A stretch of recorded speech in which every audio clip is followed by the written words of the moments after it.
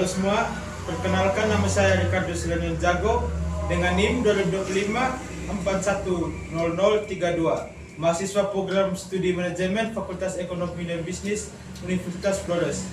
Mata kuliah Sosiologi dan Politik dengan dosen pengampu Bapak Agustinus F. Pascalino, Dadi SN, HUM. Pada kesempatan ini, saya akan menyajikan analisis terhadap masalah nyata di masyarakat menggunakan 4 materi pokok perkuliahan, yaitu politik dan pertumbuhan ekonomi, land seeking atau pemburu rente. Pada masalah pertama, pengangguran dan kurangnya lapangan kerja. Masalah ini dikaitkan dengan materi politik dan pertumbuhan ekonomi. Pengangguran masih menjadi masalah yang banyak ditemukan di Indonesia. Banyak lulusan sekolah maupun perguruan tinggi kesulitan mendapatkan pekerjaan karena jumlah lapangan kerja yang tidak sebanding dengan jumlah pencari kerja.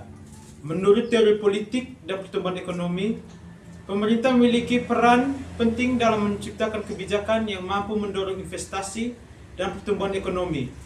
Jika pertumbuhan ekonomi meningkat, maka perusahaan akan berkembang dan membuka lapangan kerja baru.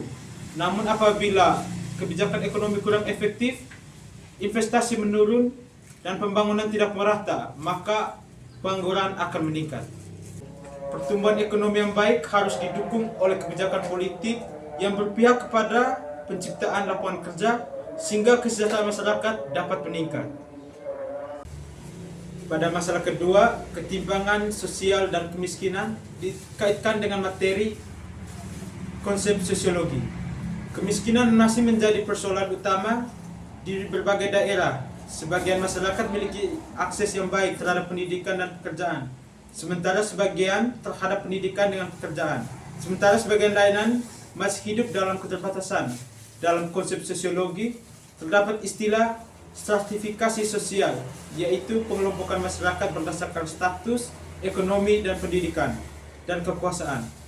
Ketimpangan terjadi ketika sumber daya ekonomi tidak terdistribusi secara merata. Masyarakat yang memiliki modal dan pendidikan lebih tinggi akan lebih mudah memperoleh pekerjaan dan mendapatkan pekerjaan yang baik dibandingkan kelompok masyarakat yang miskin. Pemerintah perlu meningkatkan akses pendidikan, kesejahteraan, dan kesempatan kerja agar kesenjangan sosial dapat berkurang. Pada masalah ketiga, korupsi dalam pemerintahan. Masalah ini dikaitkan dengan materi rent seeking dan pemburu rente. Korupsi merupakan masalah politik dan ekonomi yang merugikan negara. Dana seharusnya digunakan untuk pembangunan sering disalahgunakan demi kepentingan pribadi atau kelompok tertentu.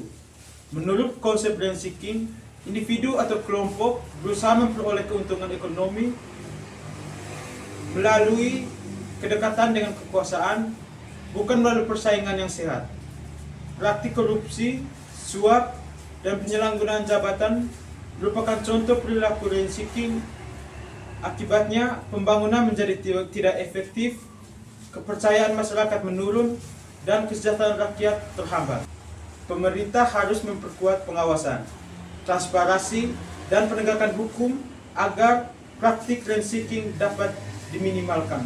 Pada masalah keempat, rendahnya partisipasi masyarakat dalam kebijakan publik. Masalah ini dikaitkan dengan materi bisnis dan politik interaksi negara masyarakat. Dalam proses perumusan kebijakan di Indonesia, banyak masyarakat yang kurang terlibat dalam proses pengambilan keputusan atau perumusan kebijakan publik. Akibatnya, kebijakan yang dibuat terkadang tidak sesuai dengan kebutuhan masyarakat. Dalam teori interaksi negara dan masyarakat, kebijakan yang baik harus melibatkan partisipasi masyarakat. Masyarakat yang berhak menyampaikan aspirasi melalui musyawarah, forum publik, organisasi masyarakat, maupun pemilihan umum. Ketika masyarakat aktif berpartisipasi, pemerintah dapat mengetahui kebutuhan sebenarnya, sehingga kebijakan menjadi lebih tepat sasaran. Partisipasi masyarakat merupakan unsur penting dalam sistem demokrasi untuk menciptakan kebijakan yang adil dan bermanfaat bagi seluruh warga Indonesia. Dapat disimpulkan bahwa masalah pengangguran, kemiskinan, korupsi, dan rendahnya partisipasi masyarakat memiliki hubungan erat dengan aspek ekonomi, sosial, dan politik. Melalui spesifikasi sosial dan politik, kita dapat memahami bahwa setiap masalah tidak hanya disebabkan oleh faktor individu, tetapi juga dipengaruhi oleh kebijakan pemerintah, struktur sosial, dan hubungan antar negara dan masyarakat.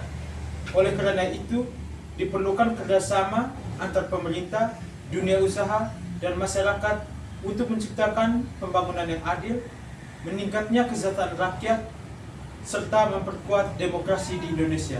Sekian pemaparan dari saya. Terima kasih.